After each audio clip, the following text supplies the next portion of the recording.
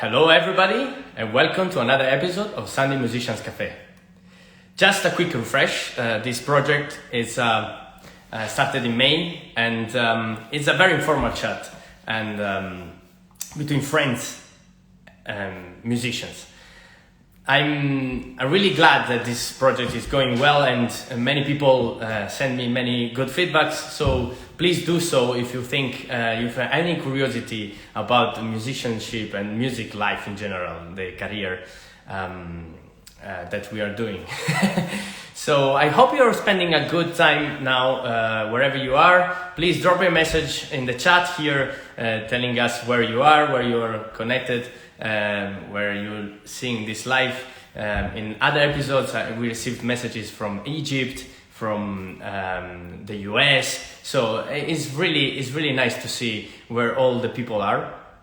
And I'm sorry for the change of time, but you know, the guests, many of them are extraordinary players and very busy performers, and so we have to go with their schedule as well and to compromise a bit. So I'm really glad that I managed to have this episode, the 23rd episode, with Laura Peribanez, an incredible, extraordinary cellist I actually met her in college in 2020, I think, or 2021, and she will tell us about her career, about a very recent actually event that she was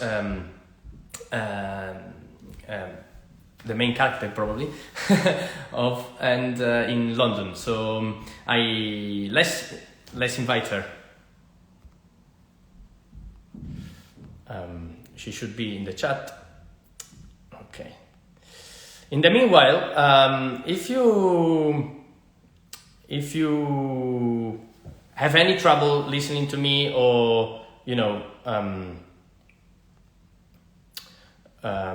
any problems, technical problems, please do say so. We had problems in the past, so I wish I don't have again this kind.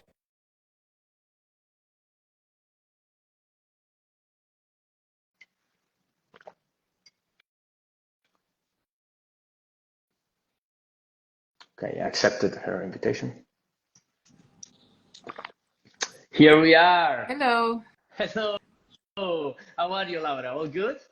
Good. Yeah, thank you. Nice to see you. Nice to see you. Where are you now at the moment? London, Barcelona, where are you? London. Oh, wow. Okay. Very good. Same as you? Yes, exactly. Same as me. Yes. And you're based in London, or I'm confused. I mean, sometimes you're spending so much time in Spain, so I think you're based there. But where are you based at the moment? Yeah, no. Recently has been quite busy, and I've spent, I think, more time in Spain than here. But officially, I'm based in London. Yeah. Okay, yeah. Fantastic. So, as I was saying, I was introducing you a bit to the audience, but just to refresh a bit about your career. I was watching at your website, by the way. It's fantastic. I love it. It's very clear, very professional, and I love good websites because the first, you know, nowadays our business card is the website. So yours is fantastic. So please, guys, go and have a check on that one. It's really good. So I was checking that, and yes, I mean, just to refresh. I mean, you studied in Spain the most of your time, right? Yeah. Well, I did. I grew up there, and I trained there. I did my bachelor's there. Honestly, I mean, London was always in my mind. So actually, I considered and I applied. I got a place to study my bachelor's here, but I decided to stay, which was good, I think, because I got to know the scene there. You know, like my fellow musicians. I made great colleagues, and yeah. And then I moved to Brussels. I started my master's there, but actually I finished it in London. So my studies are a bit random because I did actually half of my master's in Belgium, half in London, and then I stayed in London and I did artist diploma in London. So. That's it, because we met in college actually in 2020 or something, because you were doing the artist diploma. We were starting the artist diploma, right? Yeah, and it was you were applying for that, at least. Yeah. Applying for the artist diploma. College, I was already doing artist diploma because it's the only course I did. Yeah. we met in a very weird, which is, I mean, it's weird for I don't know if you remember, but we met in a weird setup, which was the mix, like a jam session, but for classical musicians. Because normally this is like a jazz thing, but we did it with the college was doing it for classical music, so for chamber mix, so to try to build up groups, and we actually played together. We played a quartet, yes. Wow. But it was like random, like 5 minutes of Haydn or something, I don't remember. But it Wow. was first violin. I remember you were playing really well. I said, okay, if I have to do a quartet or something, I have to keep in mind this girl, because we were very special, very special. As I was mentioning to people, you very recently, and I obviously want to talk about this because you were the main character of the event, and it was such a good event as well. Very recently, you were in London in October at the beginning to commemorate the 50th anniversary of the death of Pau Casals, a very important cellist. So you played one of his pieces, or many, several actually. No, just one. Well, depends. I mean, as a soloist, I did a couple, but Yes. the orchestra, they actually performed one of his pieces. Yeah, exactly. And then you played Bruch, called Nidrei, and I mean, it was with the Youth Orchestra of Barcelona. Can you tell us how was the build-up of this massive project, in which actually I remember I've been involved somehow. Yeah. I was ready to help. Carlos was in touch, and at the beginning in January, and I was the guy ready to help in anything would go wrong in London. So. Yeah. No, thanks for being there. I mean, it was actually, an idea that Carlos had, and I thought, let's bring the whole orchestra to London, and I just said, let's do it. And then, well, I realized after what I got into, but it was great. I mean, luckily, because people like you and a lot of people got involved, like they really believed in the project, and of course we got support of several institutions, but then a lot of individuals, that shared this the magic of this and wanted to help and gave us a hand. So yes.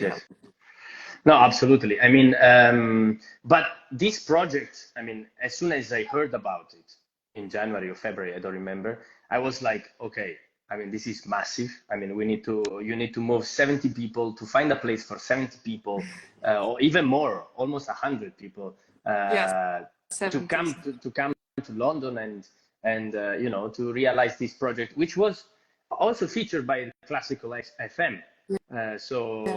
So it was a big event, no? So you were supported by, which were the main supporters of the project, if you want to share?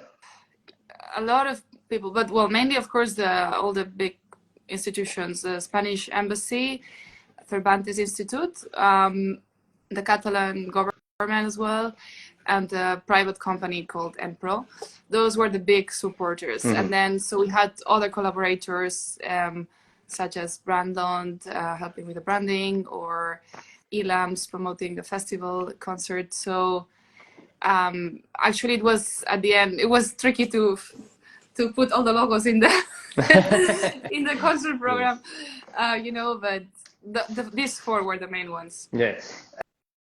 I mean, when you talk about the project, it sounds like you were very much involved also in the managing of it. So I mean, it's very impressive to me, and I share with you this kind of mentality of trying to have to be involved also in the projects that we do, not only playing but also managing, and to try to be the artistic director of it. Right. So but how did you, maybe you have some tips or some suggestions, because I struggle very much. So I would like to hear from you if you have any tips or any skills you realized that some musicians would need to do this kind of project. Sorry. No problem. Wrong place. Well, I mean, first of all, is I think not being scared of trying things and getting out of the comfort zone. I think nowadays there's so much going on, so much info, like so many musicians. You have to, like, I don't know, just want to be out there and like be creative and do things. And I think that's the first thing, not be scared and really know your goals, perhaps, and know where you want to get and how, and you know, and how much time you have. And always, of course, having people around you helps, that support you, and that's really important. So I'm really lucky to have people that help me. And then it's always, I think, I don't know, don't be afraid to think big, and then be really organized, of course, and you know, set up like little goals, like try to do as much as you can every day, but like still not being too overwhelmed with work, because when you get on like big projects, it can get a bit too much, and you can get working until late night, and then you can't fall asleep, then you feel bad the next day because you didn't sleep properly. I think it's finding a balance with everything. Yes, absolutely. I mean, this is the work-life balance I talk very much often on this social media as well, with other guests, you know. And it's very important. It's a very important one. And thinking about the events, I was obviously thinking about Pau Casals. I never had the honor of meeting someone that actually met him. So I don't know if you are related to him somehow, like, I mean, if you study with someone that studied with him or something like this. Well, yeah, I mean, my relationship, let's say, with his figure started when I was a kid, younger, because I grew up in a village next to where he was from. So, I mean, just the summers, I would spend our summers there. So it was always there, you know, it was like very present. I was already playing the cello, and then I could go there and see his house where he lived, you know, very nice. See his cello, and like go to the concerts, and it was like such an inspiration. Have you ever played with the cello? With No. his cello? No, okay. No. That's the next goal, I tell you. Yeah. I remember they were doing a competition once when I was younger. So whoever won could play in one of his first cellos, I think. But it was like a too small size for me already. So I couldn't apply. Yeah, but you can go. I went there recently, and they've renewed the whole museum. I really recommend it. It's not far from Barcelona, and it's super informative, and it's very nice. But yeah, after that, I've had few lessons with Luis Claret, the awesome cellist, and really inspiring, and he knew him very well. So it's kind of it's always, the legacy is kind of going through him. It's very nice. It's absolutely. I mean, everybody talks about him as such a good person as well, such a very sensitive person, and also very influential, obviously, right? In the way of playing, the way of transmitting the Catalan culture. As a very proud of his own tradition, right? Yeah, of course. I mean, he had to go into exile and for many years, and then he actually never properly came back to his own place. You know, that house that we can now go and visit, and he built it up over the years, and because he became more successful, and he managed to expand it, and he managed to for example, you know, his family, they came from nothing, and they struggled for many years, right? So the first thing he did when he got enough money was to be able to make a nice place for his mom and his brothers, and so that's first of all. But yeah, he had to live in exile, and he was missing his country and his people. And not only for that, then he helped so much as well with the refugees, and it was like you can't put one label on him or like five. It's like it's the whole human being around him that's such an inspiration. No, that's true, and I mean, for me, it's very inspiring. Every musicians that had a past, especially in classical music, where you were not actually able to afford even an instrument, right? To actually have an instrument. Even still today, classical music is still a bit too expensive as a practice in a way, no? If you look at a bigger scale, I mean, in the world. I worked with the Venezuelan Sistema for a while in Italy, and we got to touch reality of that, you know, very clearly. Classical music is still sometimes not as much as accessible. So I have very much respect for people that, although they were not from a let's say rich family or a good position, well off, they still believed in themselves, and Pau Casals, I think, is kind of this kind of inspiring person, which, Yeah. you know, he built himself up and he never gave up on music. So music is always was this kind of dream, but like a vocation, I would say, almost a vocation. Yeah, I mean, you know, it's what I mentioned at the beginning, you know, having the right people around you. And, you know, for example, his mom saw from the very beginning he was talented, he could have Yes. a good career, and Yes. the dad was not so convinced about it, but the mom really stood for him.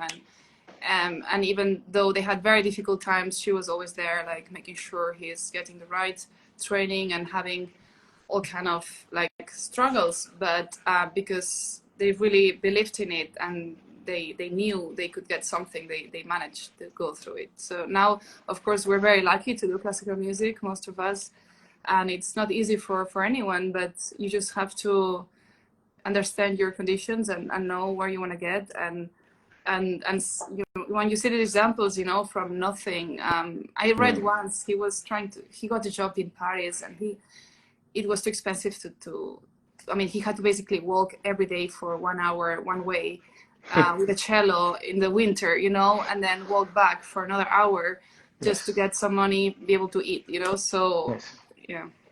Yes, no, I mean, you see, I mean, the consistency and the strength of these kind of people, it's what is very inspiring to me. Not just as musicians, you know, like you see the approach they have towards their job and towards their art, because obviously a lot of musicians, they do other jobs to make a living, and then they play as well. But people that afford to, you know, to keep this kind of strength together with their own musicianship is so inspiring. Yeah. It's really inspiring. That builds you as a musician as well, Exactly. of course. Exactly, Yeah. exactly. I saw someone is from Puerto Rico. Some people are saying hi from Puerto Rico, from Italy, from Spain, from France. Please drop a message if you have any curiosity about music career, musicianship in general. If you have any questions to Laura or to me about our lifestyle, maybe not too personal one, but about how we, you know, we manage to be musicians in the world. I think is not so much known, you know, from people. People are very curious. I noticed this. Are very curious on how actually we manage to live with our profession. You know, Yeah. it's still an unknown secret. You know, it's still like there is no secret, but we can talk about it. You know, the nature of the project is also Yeah. this. No, it's very funny. Sorry, say it again. No, you. I don't know if it's happened to you, but like I've heard many times, oh, you're a musician, and what else do you do? Like, no, I'm a musician. 100%, all the Get time, it? all the time. Yeah. Yeah. I mean, yes, yeah, all Yeah. the time, all the time. There are some people saying you are amazing. Margarita Balana, Margarita, she's amazing. She is It's also amazing. amazing. She's a fantastic cellist. And why did you choose the cello? Oh, thank you for the question. It's for you. Oh, well, I mean, I fell in love from the very beginning. I mean, I had this kind of trial of instruments in my school, and I remember very well when I just went into the classroom, and there was this teacher who later became my teacher for 10 years, and she made us do some fun games, you know, pizzicato, and look, that's a cello, that's how it sounds, and I was like, wow, this is just incredible. I have to do that. I have to do that. So I remember it super clearly, and I was like 6 years old, and I remember exactly the room, how it was, everything. Yeah, that's good. That's good memories. We have everybody. I think we all have these memories, very imaginative memories of how. Because at the end, an instrument is very physical thing, you know. So we don't choose like a dream, like become like a doctor or whatever. But we have like the instrument in front of our eyes, you know, and it's like very very physical. Like for example, I was attracted by the instrument itself, you know, like the shape of it, and it was like wow. When I was a kid, you know, it was like wow, it's interesting, you know. But I would like to ask Margarita one day why she chose the cello. You're more welcome than anybody else to do another episode of Sunday Musicians Cafe. But let's talk about future projects. If you would like to share with us, if you have any future projects you would like to to tell us that you're preparing? Or? Cello is the best. It is the best. Cello is the best. It's not always easy to travel and to hear all the jokes about it. You know, oh, you should have chosen the flute. No, I don't. I want to play the cello. The even better thing is violin and cello together. So guys, I'm the violinist here. I'm the violinist. Great combination. No, you can play with people, you know, and you can do. I mean, you don't have to stick to classical music. You can do anything you want, and that's great, you know. Yeah. So open eye for future projects. I mean, it's quite a few concerts coming up next year, mostly with piano or chamber music, and it's mostly always UK and Spain. And well, I'm really excited. Finally, I'll be able to do something I've really been waiting to do, which is to invite a quartet that are friends of mine, saxophone quartet, and they're so amazing. They're called Caviar, and we've been trying to play together for a while, but we are all really busy. You should check them out. They have the most amazing, like, also website, as you said, but no, videos, recordings, and they're doing so well. So they've played in Wigmore Hall before, and I think I saw them in Wigmore Hall. Yes. Yeah. Okay. Yes. So so that's we're planning also with the help with the Spanish embassy and some institutions to set up some concerts here. So that's gonna be next autumn actually. Okay. That's very good. That's very good. We have a question in the chat in Spanish, so I guess you can read that. Consejo para un violonchelista adulto que riece entró su voz en este hermoso instrumento. This is very practical question, and please do answer that. It's a nice one. Well, did you translate? It's no, sorry. You can translate. Yeah, sorry, I understood, but you have to translate.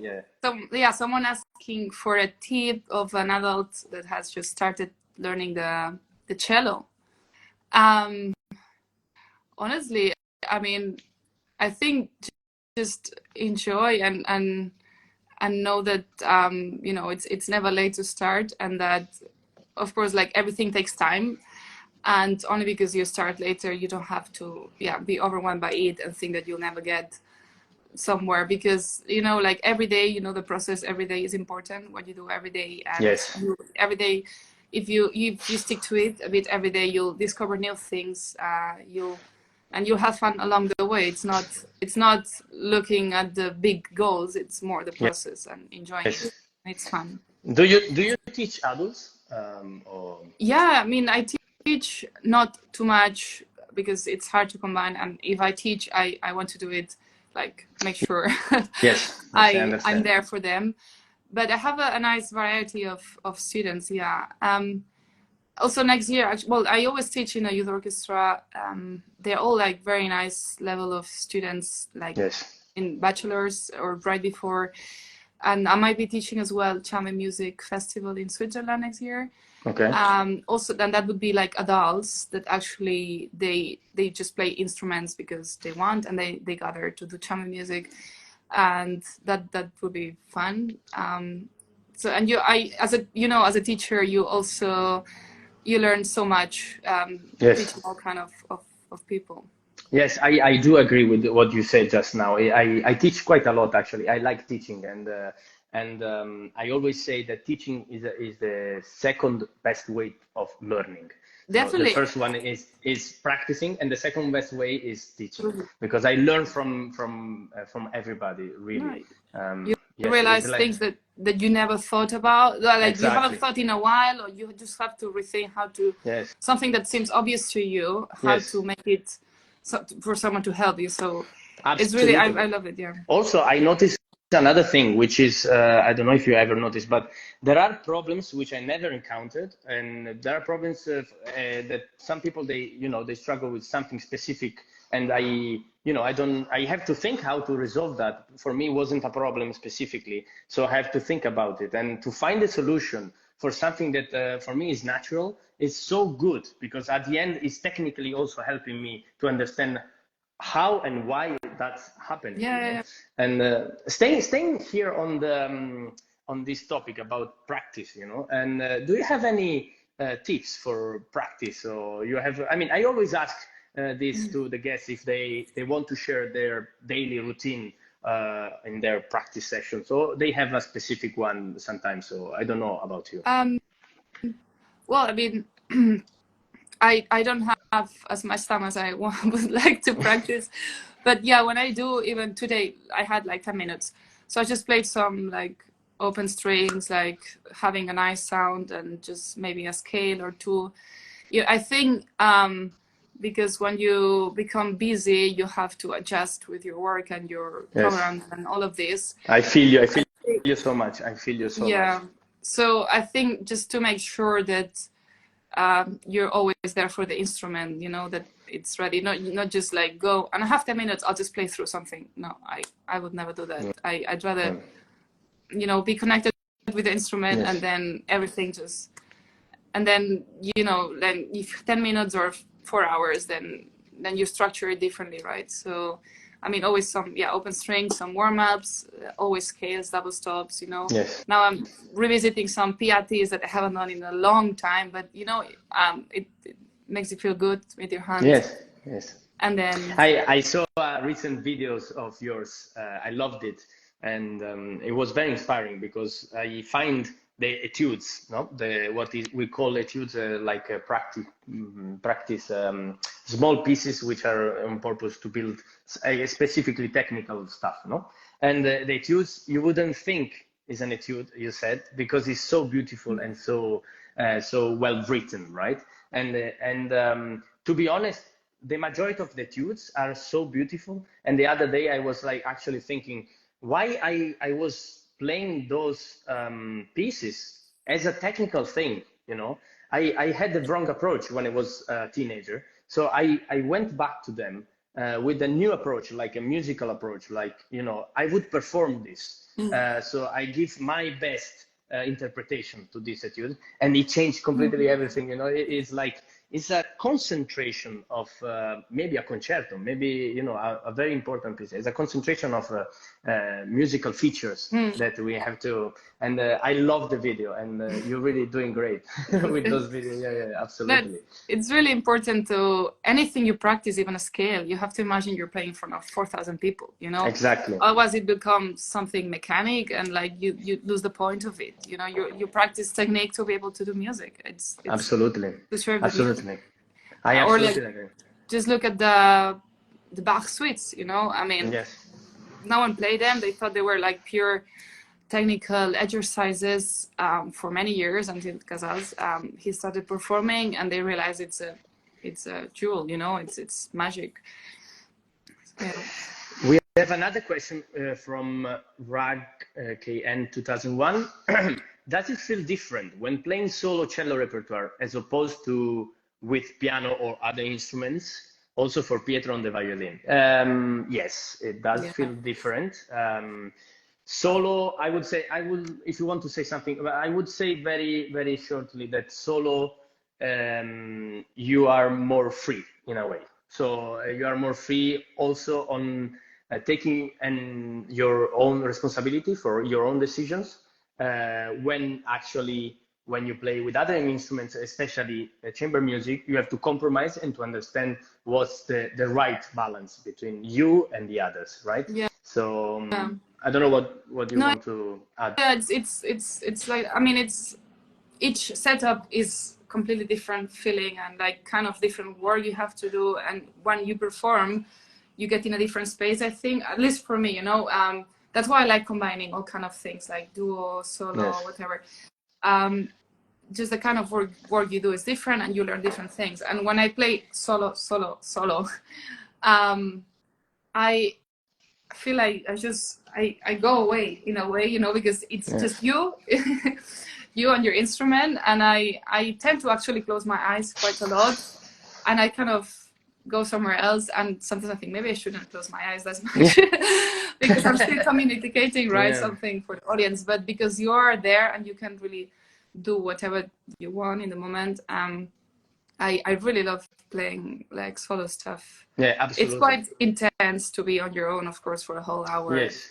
Or But you know, for example, I did recently some nice concerts with some solo repertoire, and I also explained a bit, for example, what I was playing, and I really like doing these kind of things because as a musicians we don't really train how to speak, we just train how to play. But I agree, that's really important. This And, is, by the way, one of the reasons why I do this project, to help musicians to speak. no, it's really important. Come on, I mean, Yes. the audience came all the way there to see you, to listen to you, and you've Exactly. chosen a program for a reason, and they don't necessarily need to know. You can write concert notes and all these they can read, but always, I mean, if they hear your voice, if they know why you chose something, you might find, you know, when you play some repertoire, you find connections that are really amazing, and it's good to show that to the audience, and I think they enjoy it much more, right? So when I had these solo concerts, I would like just talk in between, and that was really nice.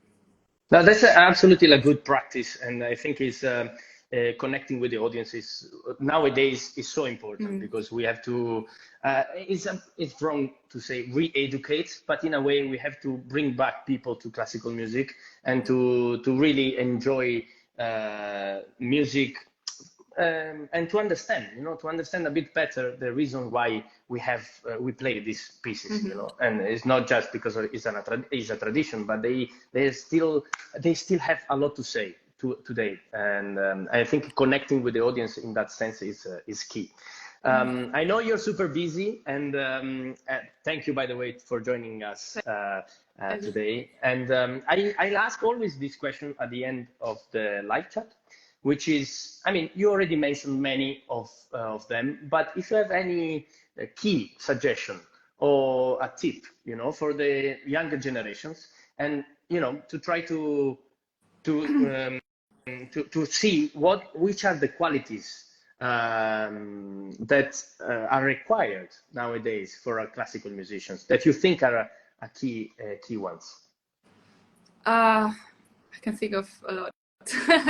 But because you know, as you do, you learn so much, and that's maybe I would say that, like, to stay curious and don't feel too comfortable, and always want to learn and to know and do more, and like be open-minded and creative, and yeah, stay curious. Don't be afraid of trying new things, or because you know we've heard everything so many times, and there's so many people doing great things out there, and you just need to find your voice. And also, it's, I mean, because we have so much info all the time, you know, Instagram, Facebook, all these things, and it's easy to compare yourself with people and maybe feel a bit down. And I mean, if you use social media, use it wisely, you know. Just I use it as a tool, and I like to connect with friends, but like, just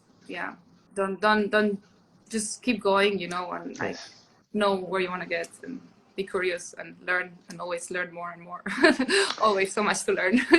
Thank you so much. I mean, that was such like pure gold because it was it's such true, and I agree totally what you were saying, especially on the social media side as well.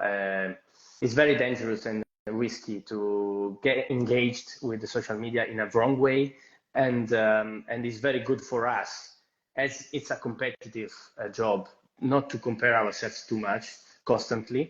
Otherwise, it becomes an obsession, and it's really dangerous to us, for our mental health as well. So thank you so much, Laura, for this incredible conversation we had. Thank you. And gracias a Pietro y Laura. Thank you.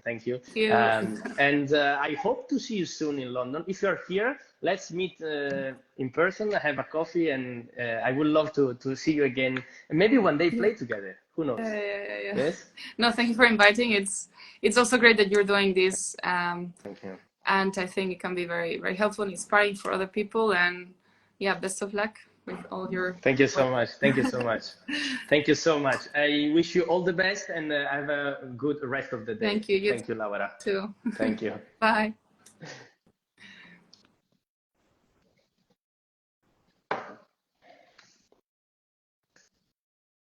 What an amazing guest. Thank you for the messages. These Sundays chats are the gifts that keeping on giving, inspiring, revealing, and deeply personal. Wow. Thank you so much. Thank you so much. Thank you for interesting conversation. Yes, Laura, as you can see, she's incredible and she's extraordinary performer and very, very humble, you know, but she really knows how to play the cello, and she's so communicative when she plays. And you always, when you watch her concert, you always like glued to the chair because you are like completely struck by her maestry on the cello. I really like having guests, so please send me a message if you want to be interviewed, if you are in the music industry, if you have a nice and interesting story, even if you don't have a nice, interesting story, if you just want to have a chat, a friendly chat on here on Instagram. And as I said at the beginning, the Sunday Musicians Café is started in May, I think, or April or something. I started it, and as you can see, it's on my profile. So I was thinking recently, maybe I'll create another profile just to make it a bit more professional, because my profile is getting a bit too busy with this, and I would like to post also my own things. But I mean, I'm really glad that this project is going well. So please do give me feedbacks of whatever you think is important to say, and if you have any curiosity also about how to do this, and if you want to do it your own, and if you have interesting guests you would like me to interview, please also send me a message and I'll contact them. Yes, and that's it. I think this was the 23rd episode, and next episode is next Sunday, with a very, very, very, very interesting guest, and hopefully I'll see you there. See you.